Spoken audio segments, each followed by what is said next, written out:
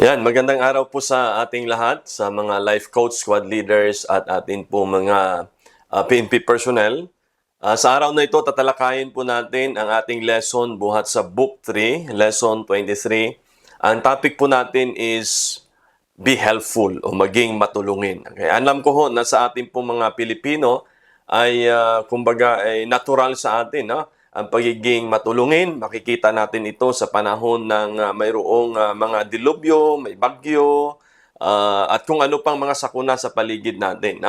And I think it's very normal dahil nga buhat nung tayo maliit pa lang, itinuturo na sa atin na pagiging matulungin sa kapwa, magiging matulungin sa ating mga magulang, at magiging matulungin sa atin pong lipunan. So ngayong araw na ito, ating pong talakayin at ang ating pong verse ay manggagaling sa Luke chapter 3 in verse 10 to 14.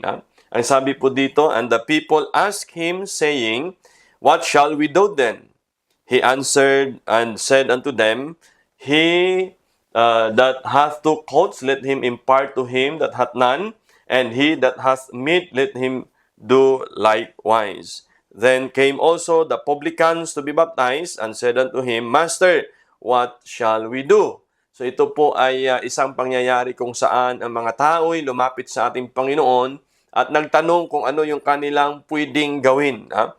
Bilang mamamayan, bilang nilalang, bilang individual. At ang ating pong Panginoon ay sinagot sila, kung meron kayong dalawang balabal, ibigay niyo yung isa sa kapwa niyo. Kung meron kayong pagkain, ay itulong niyo yung iilan nito sa kapwa niyo. So, ibig sabihin, nais ng ating Panginoon na hindi lang ituro, hindi ipakita, at maging halimbawa sa atin pong mga individual na magkaroon ng kalinga sa ating kapwa. So, I think ito po ay napaka basic o normal ho natin nakikita sa ating lipunan. In fact, as I grow up, nakita ko nga po yung mga ako po yung naging saksi sa atin pong kultura na kung tawagin ay bayanihan. Di po ba? No, so mayroon pong halimbawa, may mga gawain, nagpapabayanihan. Noong mga panahong iyon, hindi pa uso yung sweldo, no? Hindi kaya upahan mo yung tao para gawin yung mga gawaing agrikultura, no? Inabot ko noon kapag ka sa palayan, sa tubuhan, kung mayroon kang patanim, no? Yung mga kapitbahay, tatawagin mo, sama-sama kayo magtatanim, and then papakainin mo lang sila. Ganon din sa harvest time, no? Tatawagin mo sila para magtulungan kayong i-harvest, then bibigyan mo sila ng kanilang parte. No? So, I think not only in our culture as a Filipino, but ito din, no? Itinuturo ng Panginoon sa kanyang mga disipulo at sa mga taong saksi noong araw na iyon. Okay? And then he continued to say, and he said unto them, Exact no more than that which is appointed you. And the soldiers likewise demanded of him, saying, And what shall we do? And he said unto them, Do violence to no man, neither accuse any falsely, and be content with your wages. So kung makikita po natin dito, iba-ibang uri ng tao, no? Yung mga normal na tao nagtanong sa Panginoon, okay? Yung mga may katungkulan nagtanong sa Panginoon, yung mga Pariseo, at itong mga sundalo naman ay nagtanong din sa Panginoon, paano naman kami? So, in every level or antas ng mga uri ng pamumuhay sa lipunan, ay in-address ng Lord yung kanilang pwedeng maitulong. No? Doon sa mga may damit, okay, i-share nyo yung extra. Sa mga may pagkain, i-share nyo yung extra food. Okay? At doon naman sa nanunungkulan, sabi ng Panginoon, huwag na kayong mag-accuse falsely. Means, huwag nyo nang gamitin yung inyong kapangyarihan, yung posisyon, to take advantage of other people. And be content with your wages, o di ba? So, sa ganung kaparaanan pala ay pwede kang makatulong sa kapwa mo if you do not become a threat to them. Dahil hindi ho natin ikaila, minsan kapag ang tao ay nasa posisyon, ay instead na makatulong, ay sila pa po yung gumagamit ng posisyon o kapangyarihan sa hindi magandang kaparaanan. No? So, as we are given chance, doon sa kung anong meron sila, ay pwede pala natin gamitin na magiging tulong sa iba. Okay? So, kung nasa posisyon ka, gamitin mo yung posisyon mo to help other people, not to oppress. Kung binigyan ka ng Panginoon ng anumang bagay na meron ka, pagkain, binless ka sa resources, then make use of it. No? So, ang tinuturo ng ating Panginoon dito is, bawat isa sa atin, meron tayong kakayahan, bawat isa sa atin, meron tayong kapangyarihan na pwede nating gamitin para makatulong sa kapwa. Okay? No, so, in our organization, alam na alam po natin ito, memorize natin, ang tagline ng PNP is to serve and to protect. Okay? Una, to serve and to protect. But, to some, this is quite a threat. Okay? Dahil, di ba, yung mga magulang, minsan sa komunidad natin, instead na kapag may police, they would feel safe, ay ano pang ginagawa? Ginagawang panakot yung mga pulis sa mga bata. No? So, nagkaroon ng stigma. Okay? Habang lumalaki, habang nagkakaedad, marami po sa mga kabataan o yung mga lumaki na rin sa lipunan na nagkaroon ng stigma na kung may pulis instead na safe, ay para bagang mas natatakot kasi nga ginawang panakot. No? So, we would rather hold to our tagline, motto, o di kaya mission or vision natin, to serve and to protect the community. So, to serve means may effort ka. I mean, from your own initiative, maliban na may guidelines ng ating PNP organization, but hopefully, above all ay meron pa tayong pwedeng gawin. So, first thing is to consider the benefit of helping others. So, why should I help? Okay? Well, in fact, we are thankful that nung kayo po ay nagkaroon ng calling, nanumpa, para sa paglilingkod sa ating bayan, ay nandun na po yung eagerness, andun na po yung layunin na gusto nyo pong tumulong para sa ikauunlad, ikakatahimik at ikakaunlad ng ating bayan. So, may mga benefit ang pagtulong. Okay? Hindi lang ito basta tutulong ako kasi it's a call of duty. But I hope and I pray it will be from within us, yung desire na tutulong. So consider the benefit of helping others. Ano-ano po ba ang makukuha nating benepisyo? First, get rid of negative emotions like anger and grief. Napapansin niyo po kapag ikaw ay tumutulong sa kapwa, di po ba? Good vibes. So good deeds. So na-eliminate, kung hindi man totally na-eliminate, nababawasan yung anger and grief. Okay? So, napapalitan ito ng sarap sa pakiramdam at tuwa. Di po ba? Kahit na ikaw ay may sarili din problema, meron ka ring sariling laban, but the moment na maka-extend ka ng help to other people, it feels good. Di ba?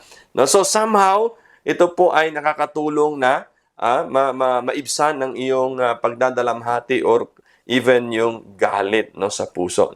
And it also reduce stress. Yan. So, minsan kapag tinignan mo yung sarili mo na parang mayroon kang pangangailangan, na-stress ka dahil hindi mo alam kung saan mo kukunin yung mga pangangailangan na yan, o di kaya how to supply dun sa needs mo.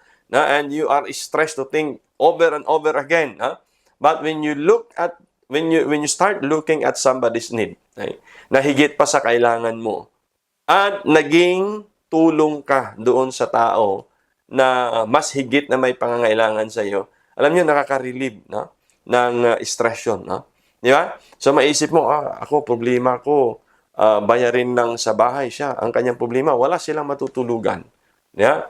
Ang problema ko ay mainit sa bahay, wala kaming aircon, na-stress ka, hindi ka mapapahinga ng maayos. Yung iba naman, wala kahit electric fan. Okay? So, you see, somehow, if you make yourself available and be a channel of blessing, of help sa ibang tao, na re-relieve yung stress na nararamdaman natin. And it also increases joy, di ba?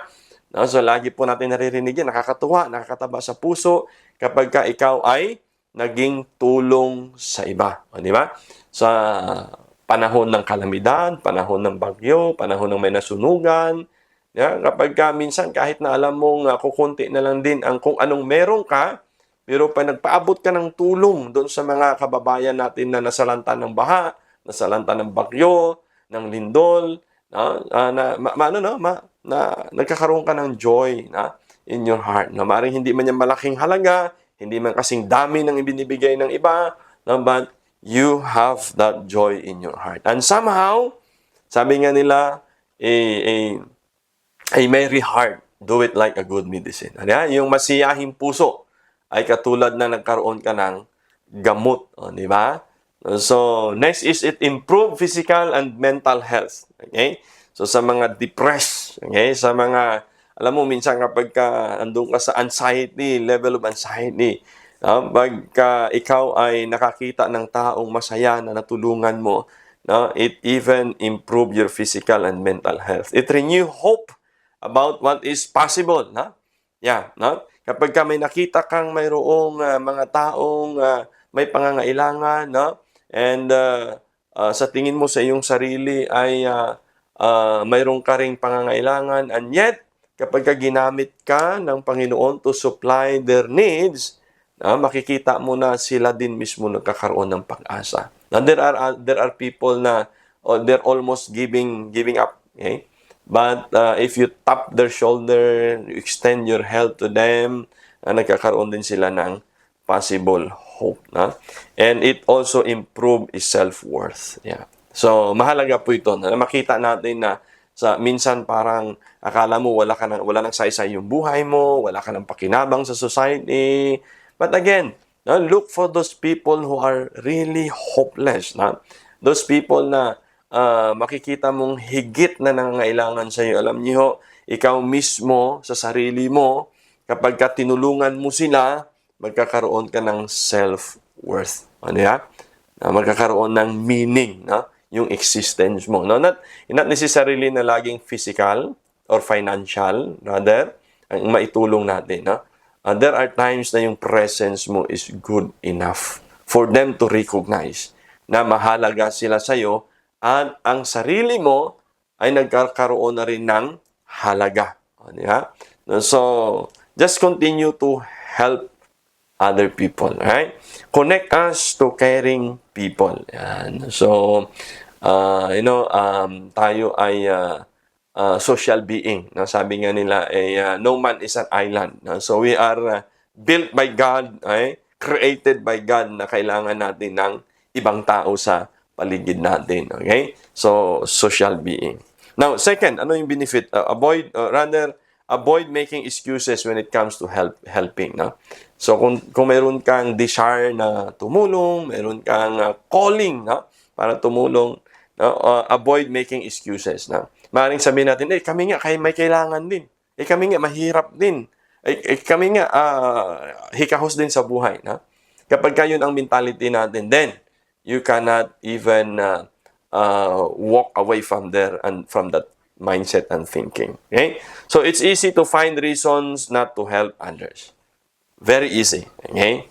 So, maaaring sabihin natin, hindi, magbanat din sila ng buto. Hindi, kami din, mayroon kaming pangangailangan. No? So, let's avoid making that excuses. Okay? But rather, anong pwede natin gawin?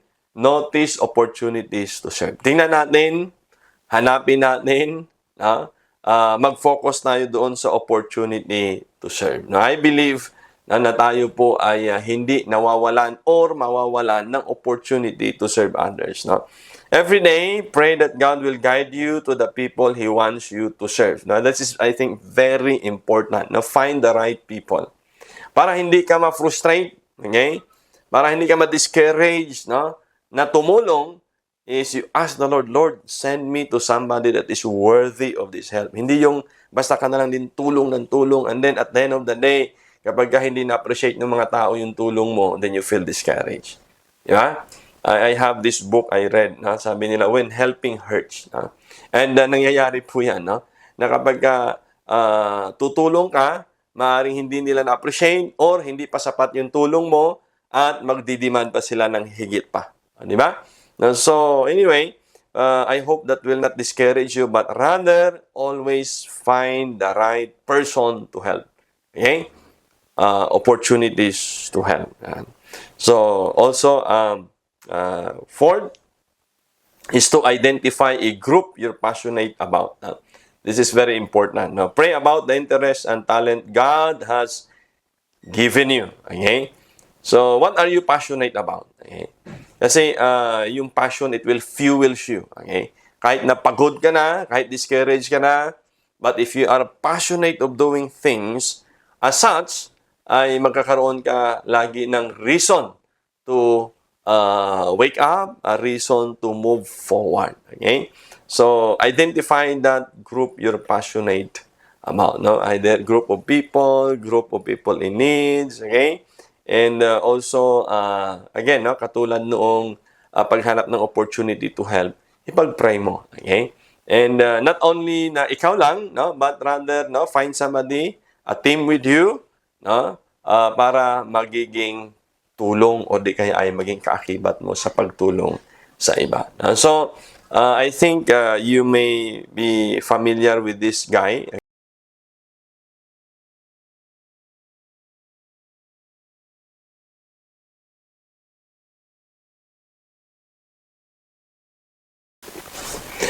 I guess you heard about Antonio Miluto, no? Or if not, then familiar siguro kayo sa Gawad Kalinga or GK, no? GK Village or GK Villages. Now, this is one of the success story ng isa pong Pilipino na nagkaroon ng passion to help sa ating pong mga kababayan na hirap na magkaroon ng bahay at sa kanya pong desire, sa kanyang passion na makatulong ay ito po ay naisakatuparan, no? And not only na siya lamang, no, sa kanyang sarili, but he understand the need, no? That is beyond his capacity. And with that, no, I believe yung kanyang mga kakilala, kaibigan, pamilya ay naging bahagi nito pong proyekto na kanyang sinimulan sa ating bayan. And I believe marami na po sa mga kababayan natin ang nakinabang po nito. So, if you do not have the capacity but you have the passion, then pwede po tayong mag-share ng ating passion sa ating mga kaibigan, kakilala, o di kaya sa ating mga kababayan o sa organisasyon po natin. So, there is always a way to help. So, wag lang natin ilimit sa ating mga sarili. Wag lang natin isipin na dahil lang sa kakayanan natin. There are but people na maaring nag-aantay lang sa oportunidad na maibigay, ma-share natin po sa kanila so that they themselves will be able to help others who are in need. No? And I thank God, no, in my personal experience, no, sa atin pong mga life coaches, no, sa all over the Philippines, no, alam ko at nakikita ko yung pangailangan ng mga life coach natin, no, lalo na sa sasakyan at sa kanilang pagpunta sa mga squadding natin noon, nung physical pa at bago mag-pandemic. And I thank the Lord, no, that maaring hindi ko kaya personally to help them, but the Lord lead me to someone na mayroon pong kumpanya ng mga motor sa bansa po natin. And with that, I tap those people. I had a meeting, share this passion to them, and thankfully, we've been able to help sa mga pastors po natin na mabigyan ng mga motor para makapunta sila efficiently doon sa kanilang mga squadding. So, to this time, mayroon na po tayo mahigit na 15 na mga motorbikes na na-share. So kung sa kakayahan ko lang, I cannot do it alone. Kung sa akin lang, wala akong pwedeng resources na gagamitin, but because of network and the passion that I have. And I thank God that He showers blessing doon sa passion nating makatulong sa ating kapwa mga life coaches. So, with that, I hope that the desire sa puso natin, yung passion natin na makatulong ay hindi po natin pipigilan dahil sa kung titingnan lang natin yung ating sarili, wala tayong kakayahan. Right? So number 5 is learn compassion from those you serve. Okay? Ask God to teach you the value of human weakness and develop compassion in you. Now, it is indeed maaring sabihin natin nakakapagod kung hindi mo alam at kung wala kang passion para talagang tumulong. So, mahalagang ma-develop natin yung compassion. Okay? And where will it be coming from? From those people whom we serve. Okay? Kapag napakinggan natin sila, nakita natin yung sitwasyon nila. Kasi sometimes, maaaring sabihin na natin na, normal na lang yan. Normal na tayo nakakita ng mapulubi. Normal na tayo nakakita ng mga lumpo, mga bulag, mga nanghihingi dyan sa kalsada. I mean, para bang, no, callous heart na tayo. Parang wala na tayong pakiramdam. Wala na yung awa natin sa kanila. But if you start listening to their stories, na, there might be some of those na biktima ng broken homes, na, biktima ng abuso. You see? So, that compassion will develop, na, kapag ka narinig natin, inumpisahan natin silang upuan, pakinggan, at ramdamin, no, yung kanilang mga pinagdadaanan sa buhay. Okay? So, get to know people, no, who are perceived as weak because of their profound need. Get to know them. Okay? I heard this once, no, a leader, no, sabi niya sa akin, when you walk in a congregation, you walk slowly. Means you have to understand people in the crowd, no? You listen kung ano yung kanilang pinag-uusapan, no? So, you get to know those people na by listening, no? Hindi by instruction. Okay? So, let us teach ourselves how to listen with compassion. Okay? So, number 6 is to find gratitude and joy in generosity. Okay? Find gratitude and joy in generosity. Okay? Ito po ay mahalagang maposes natin. Bilang mga tumutulong, okay? Hindi para ipagyabang, hindi para ipakita, hindi para i-proclaim, but rather we help because we are thankful. Okay? We help other people because we are thankful that God is blessing us. Okay? So when we understand that God is blessing us to bless others, actually, it's a form of gratitude to God. Why? Anong sabi ng Panginoon sa atin? Okay? Kung ano yung ginagawa mo sa kapwa mo, ay siya mong ginagawa sa akin. So, if indeed we are blessed by God and we want to thank God, itulong natin sa iba. Yeah? So, that's the way we should express our gratitude to God. Help others. Okay? Find someone to help today. Okay? And, of course, the joy in generosity. So, as we give, as we help, dapat ay masaya. Okay? Wala yung expectation na tutulungan kita so that one day, tutulungan mo rin ako. Okay? Parang, namumuhunan ka. Na? You're not expressing joy. Namumuhunan ka sa tao. So, I hope you will understand that in helping others, it is actually our gratitude to God because He is good to us. Right? And as we help, possess the joy. Okay? You possess that joy. The more you incorporate generosity into your life, the more you'll notice things to thank God for. And that is very true. Because generosity brings what? Joy. Okay? And I hope that you find it in your inner person na habang tumutulong ka, ay meron kang kasiyahan. Okay? Not for publicity. Not for picture only. Or either not for compliance only. Help from the bottom of your heart. Once a person said, not by the name Anne Frank, that no one has ever become poor by giving. Okay? And well, nature can attest to that. Okay? As you could see, yung mangga, pag may buto, at ang buto ay nahulog, okay, sa lupa na buhay, magbibigay ito ng mas maraming bunga. Ganon din ang mais. Ang mais, pagka ito ay natuyo na, naging magulang na, nahuhulog sa lupa, tutubo, bubunga ng mas marami. You see, even nature shows us, is teaching us of what? Gratitude. Okay? And joy in giving. Why? Because as much as you give, babalik din sa iyo. Okay? Kaya nga ang sabi ho ng salita ng Panginoon, as you watered other, you will be watered upon. Okay? Habang dinidiligan mo yung iba, dinidiligan ka rin ng Panginoon. Habang tinutulungan mo yung iba, binabalikan ka rin ng Panginoon ng blessing. You see? So we can see it even in nature. So I hope that you will not get tired of helping others. Okay? So always remember, helping in hard times, no excuse. Okay? And look for daily opportunities how to help. Focus on passion. Okay? Dahil, passion fuels everything. Yeah? And compassion from weakness and joy in generosity. So today, practical lessons or things to do, no? If you can find a group of people that you are burdened to help personally. Kung hindi mo pa nakita, would you like to look for a group of people that you are willing to help them? So find and help somebody today. Thank you, and may God bless us all.